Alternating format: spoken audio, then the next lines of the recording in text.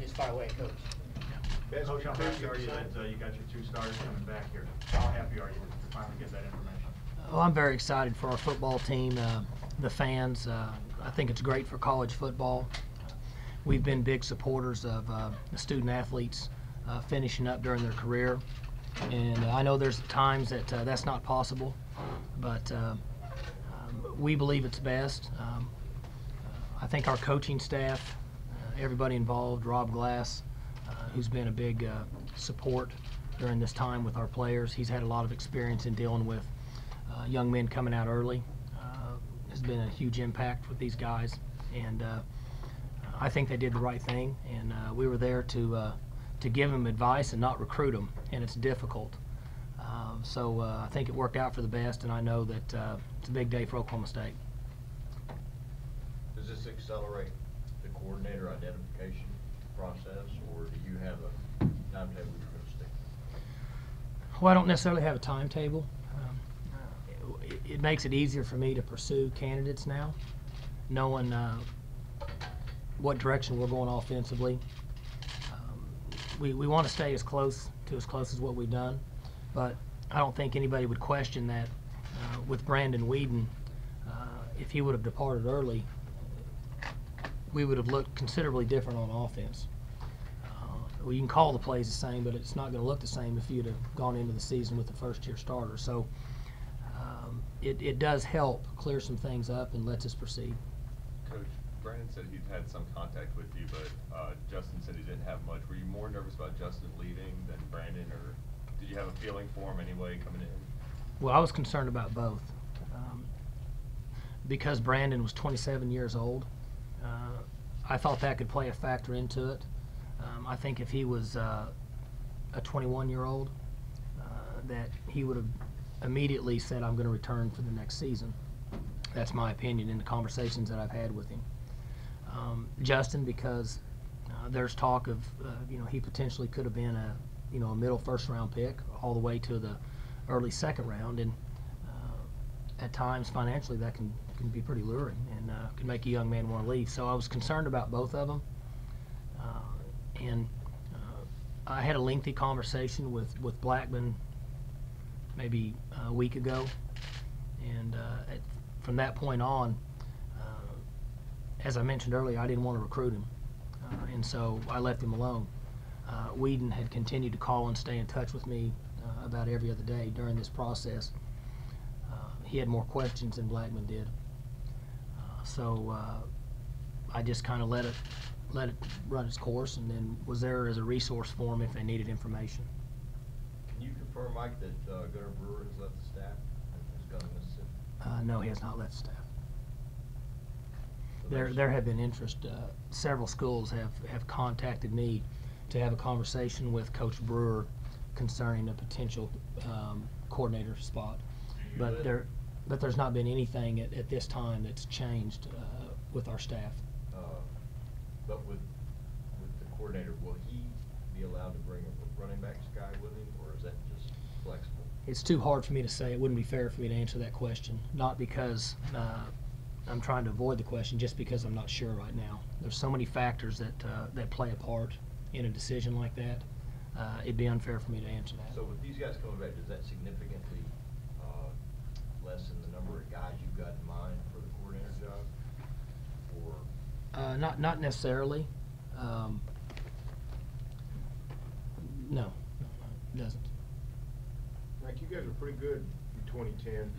Looks like you'd be even better in 2011. Now, with these two guys back, how excited are you about just the prospect of the 2011 season? Well, we're very excited, and I'm looking forward to the winter workouts and spring ball, to the maturity that we now have on offense that we didn't have last year. At this time last year, we were talking about a new offensive line and a new quarterback, and essentially there wasn't any returning receivers that anybody wanted to talk about. One of them was Hubert, and he didn't play much this year. So there's a lot of excitement. I don't think there's any question that with those two guys returning, Most people have us, I'm sure, somewhere in the top 15 or top 20 in the country, which is not as important as if they wouldn't have returned. I doubt we would have been in anybody's top 40 with a new quarterback. So selfishly, it's good for our football team and for Oklahoma State University to continue with some excitement, and should be tremendous for season ticket sales. And you look forward to it. As a coach, it's a lot of fun to be involved with guys that play for the right reasons and young men that give you a chance to have a good football team. Mike, from the reputation and perception standpoint, you just came from the convention. To have two players of that caliber, considering the NFL, make a statement, I'm coming back to Oklahoma State, what does that do for your program as a whole? We've had success over the last few years with players deciding to stay here. And I've always felt like that was a good measuring stick for if we're doing a good job with the young men. Because when I reflect back, when I was playing, and certainly didn't have the opportunity to come out early, but if I would have, and I wouldn't have enjoyed my time at Oklahoma State, I would have probably moved on. And so, Pettigrew, Russell, and now these two guys have decided to stay. So I think that's a tribute to the coaching staff, to our academic staff, to Rob Glass, and it relates back to some of the issues, some of the things that I talk about of our daily operation here. I think it's moving in the right direction, and because of that, these guys are willing to stay and improve their opportunities to graduate from college, and obviously better their chances to make more money in the draft next year. Going all the way back to October, when we would talk about the possibility of Dana leaving, you always stress continuity, terminology, the way you line up, and the way you throw it, catch it, hand it off. So will you be, if not identical, will you be really, really similar? Do you anticipate being really, really similar offensively? Well, I didn't know you were listening that close one. Sure. Disappoints me some. We would like to stay very similar. And you guys follow the game as close as any of us. I don't think you have to be real intelligent to know that, the old saying, if it's not broken, you don't necessarily need to fix it. And so I was happy with the way that we performed. I think there's some areas that we need to improve on. Very similar to what we did with Coach Fedora's offense when he came in here after his first year. When he stayed the next 2 years, we changed that style of play. And then when he left, we even changed it a little more. The philosophy stayed the same, but we made some adjustments in areas we thought that could improve it based on the personnel we have. And so I feel the same way about the style of play that we have right now. I think it's good. I think it fits who we are. But I think there's areas of improvement that we need to work on in spring ball to potentially give us a chance to win those games next season. Like short yardage, run game.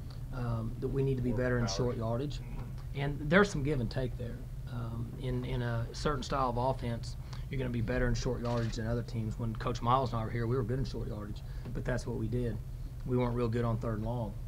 We were much better here on third and long, but not as good in short yardage. So we need to improve in goal line situations and short yardage situations, and I still think we need to move faster. As the season progressed, from games 5 up through the bowl game, I didn't think we moved very fast as an offense. That's just my feeling. I've had multiple conversations with the guys that are on our offensive staff right now, and I have some more within the next few days to try to gather information and learn about the system and what direction we need to go to make it better. Wickline's been rumored for a week or so to be either contacted by Texas or I don't know if it's an official contact or if you've been contacted, but is there anything to that? Well, I'll say that over the last few years, we've had several guys on our staff every year that have been contacted by other schools. Dating all the way back to our second season with Coach Fedora and Coach Blackmon and so on and so forth. And last year, over half our staff was contacted and had job opportunities. And this year, over half our staff's been contacted and already had job opportunities. So I don't think it's fair for me to talk about it. One, because I can't confirm any of them because I'm not in on the conversation between that particular coach and the other school. But I will say that there are a number of guys on our staff that have had opportunities to take employment at other schools, and still up to this day, that continues to happen.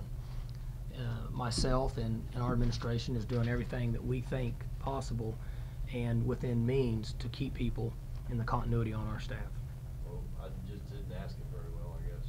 Do you think Wickline will be there in 7 weeks when you guys get out here and start spring football?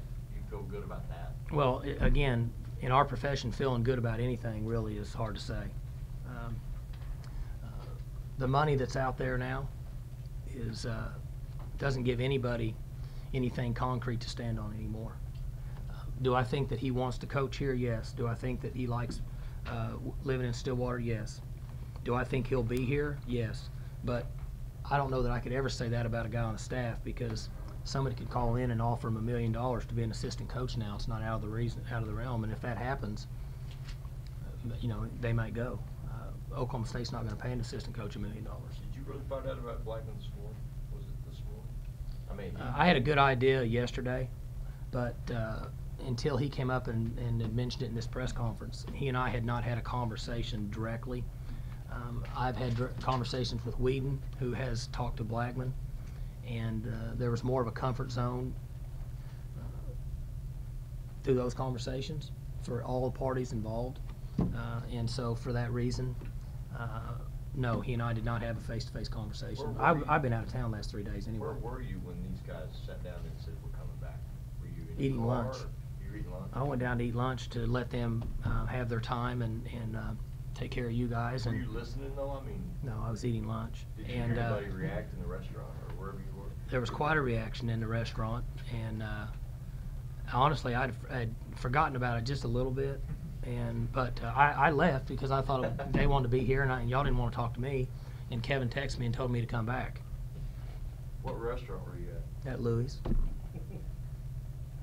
Mike, one thing I was we- eating a grilled chicken salad, if that's what you want. One thing we've learned today is that Justin Blackmon frequents some of the same off-campus establishments as Robert Allen. Does that concern you as a head coach? Very much so. And Robert's a good friend of the family's, and so I don't, I don't hesitate to say anything. And he and I have been friends a long time, but I wouldn't want Blackmon to lose any of his speed. Mike, one of the things you said about the coordinator job was, in fact, you said this after you learned Dana was leaving. You wanted to talk to all the current guys on the offensive staff and get a feel for how comfortable they were in their knowledge of the offense. Have you had a chance to do that yet? Some, Robert. They're back today, and after the bowl game, some guys go hunting, some guys spend time with their family, and then we had about 3 days of recruiting. They scattered. Then we had the convention, and some of the guys are at the convention, some of the guys are hunting. And we just gotten back today, and we'll have a real staff meeting tomorrow to get started. So I have had some conversation, but I want to sit down for a considerable amount of time and listen to them and compare notes in my mind with what they have to say, and start to learn and get a feel for this offense. And I said that at the end of the year. I thought I was going to get another year to go into the meetings and sit and learn, and that didn't happen. So I'm going to have to backtrack a little bit and sit down with these guys. I'm pretty convinced that Gunnar Brewer and Doug Meacham and Joe Wickline have a pretty good feel for what we did on offense. Mike, how do you manage recruiting when there's so much unrest on the staff? I'm sure a lot of parents are asking the same question. They are, Brandon. It's difficult, and justifiably so. The one point that I continue to make with the student athletes we're recruiting and their parents is that Coach Gundy's going to be here, and I'm going to continue to hire the people that we believe are best for the university, our football program, and the players that are currently here. And I'm not going to do it really fast and take my time to make sure it's right. And they just have to trust that what we have in place is not going to change. When you have a coordinator change and you have a position coach change, that just throws more fuel on the fire, and that allows other schools to come in and at times create confusion with young men that may have been committed to you for a number of months. But ultimately, if it's for the right reasons, that it should settle down. And Oklahoma State is still located in the same spot, still the same number of students, same academic support, same strength conditioning, same philosophy. And because of that, they should come to school here anyway. But it does make it difficult because sometimes they want to know who and they want to know when, and we don't always have those answers. The two guys didn't say this exactly, but they sort of gave the impression that it's almost a package deal. I mean, if one was going to leave, they're both going to leave. Was that a concern that you know, you wouldn't have been wiped out, but you'd have been severely harmed if both had left? It didn't. I wasn't told that directly, but in the conversations with both of them, and then the conversations as it went on with Brandon, I felt that. Now there were times when they said that whether I come back or not is not based on what he does, but I'm not necessarily convinced that that was the way it was. I think it made them both feel comfortable knowing that they had each other for another season. Mike, has Tulsa contacted you about Joe DeForest or Bill Young for their head coaching vacancy? Have not been contacted by Tulsa. Now, I have a lot of calls that I have not returned, so I'm not to say they haven't called. I just haven't got to the stack. I just got in the office this morning. Everybody good? Good. All right, thanks. Thanks, Coach.